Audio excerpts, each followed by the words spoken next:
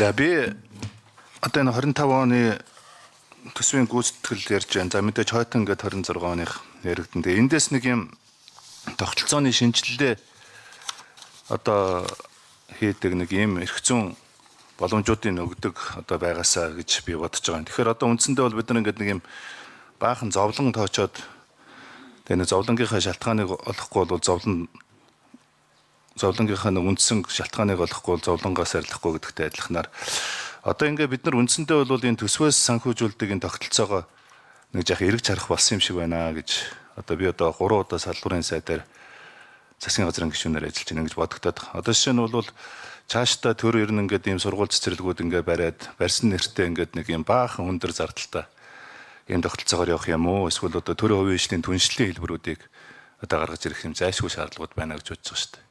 Одоо бол үндсэндээ бол манай боловсролын салбарын 100 гаруй мянган одоо багш ажилтнуудад чинь бараг 50 гаруй хувь нь багш ус ажилтнууд болчиход байж байгаа шүү дээ. Тэгэд нөгөө төрийн албаагчдын тоо нэмэгдэж байгаа нэг юм тоо нэмэгдээд байдаг. Шинэ сургууль цэцэрлэг орох бүр дандаа төрийн албаагчдын төрийн үйлчлэгээний албаагчдын тоо нэмэгддэг. Уг нь түрүүчийн удаа би бас боловсролын сайдаар ажиллаж байхад одоо шинээр орсон цэцэрлэг сургууль дотор байрууд дээр би ер нь үйлчлэгээний ажилтан нэмэхгүй гэрээт ажилтнаар явъя, аутсорс хийя гэдэг их сайн одоо туршлагуудыг бас нэвтрүүлээд ингээд нэг үр дүнд хүрэх ёстой байсан. Тэгээ харамсалтай нь бол ингээд энэ бодлого дундаа гээгдээд сарнаад ингээд алга болчих шиг боллоо. Тэгэхээр би одоо сангийн яам, эдийн засгийн хөгжлийн яамных нэг одоо цаашдаа бол энэ төсвийг санхүүжүүлдэг энэ санхүүжилтийн тогтолцоог бид нар жах эргэж хармаар юм байна гэж харж байгаа. Одоо бид нар маш сайн гүйцэтгэгч нар их олонтой болсон. Монгол улсын барилгын салбар бол одоо жилд 20 мянган айлын орон сууц барьждаг ийм хороолоор нь барьждаг ийм чадвартай. Манай салбарт бол одоо сургууль цэцэрлэгүүдийг бол нэг жил байтугай 6 сарын дотор гүйцэтгэжсэн сайн туршлагууд байгаа шүү дээ. Тийм биз дээ ганц зэрэг дарга.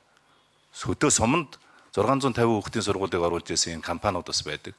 Тэгэхээр энэ үндэсний энэ гүйцэтгэгч нар энэ компаниудыг одоо яг энэ сургууль цэцэрлэг сайн барьж байгаа компаниудыг урамшуулдаг.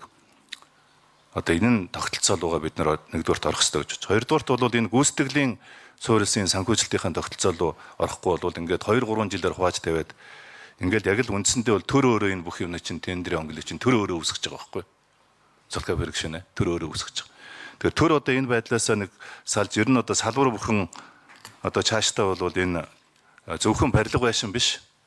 Одоо амархан хэлэгддэг энэ компьютер тоног төхөөрөмжүүд, за эмнэлгийн тоног төхөөрөмжүүд гэх мэтлэнгээр ингээд энэ төсвийн одоо санхүүжилт нөгөө юуны санхүүгийн түрээсийн одоо хэлбэрээр 3-5 жил түрээслээд амархан хэлэгддэг зүйлүүдэд төр худалдаа авалт хийхгүйгээр нэг ийм хэлбэрүүдийг хийдэг. Энийг ингээд нэг төсвийн ерөнхийлөн захирагчдад нь бас тодорхой эрх мэдлүүдийг өгдөг нэг ийм реформын шин чанартай төр яаж хизээ одоо үр дүнтэй, өгөөжтэй, бүтээмжтэй төр болох вэ гэдэг асуудал яриад байгаа шүү дээ.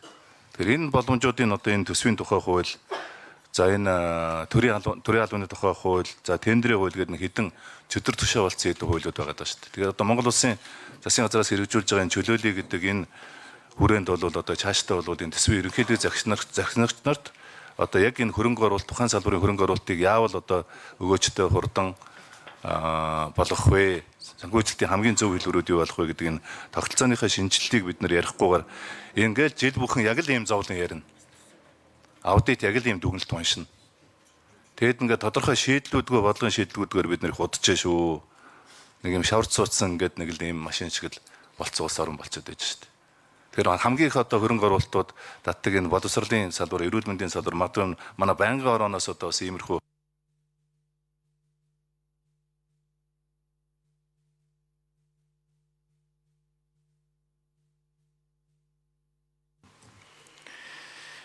За би бас энэ төсвийн гүйцэтгэл